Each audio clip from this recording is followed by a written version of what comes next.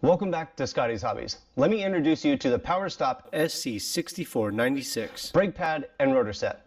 This set is going to be going on a Nissan Murano.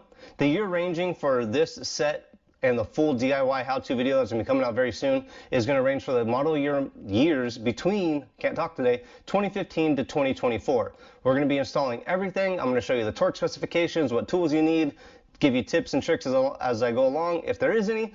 And you might be wondering where I get my torque specs from. Let me show you real quick. This here, the Motor Guide brake specification book. Get the glare out of it. This is where I get my brake torque specs from. So if you're wondering where I get them from, that's where I get them from. Let's go over this brake pad and rotor set real fast.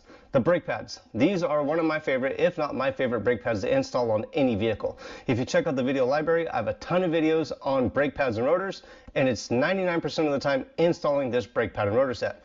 This here, the Evolution Plus set, there's the part number that we're going to be installing on this Nissan Murano. What it comes with. Brake pads, really good quality.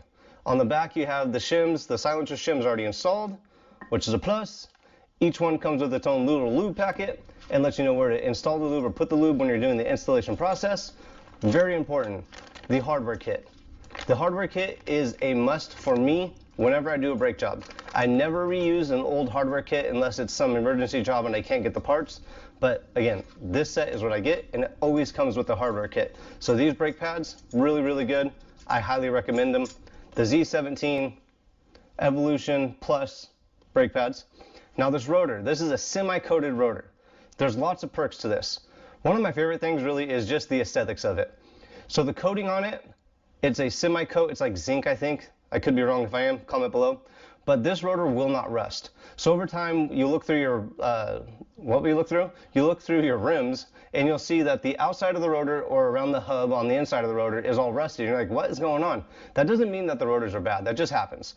But with a semi-coated rotor, that does not happen. So this rotor will stay this beautiful all the time. It doesn't get the rust on it, which is a really nice perk when you're just looking at your car and you're like, looks good.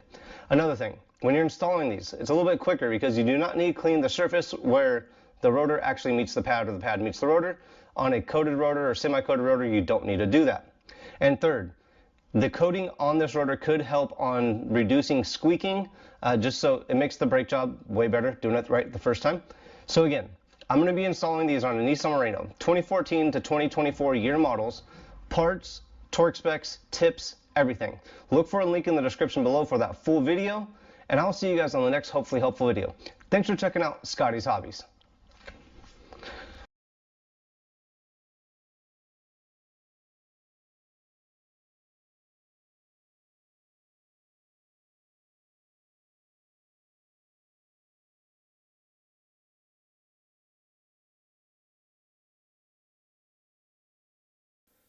The PowerStop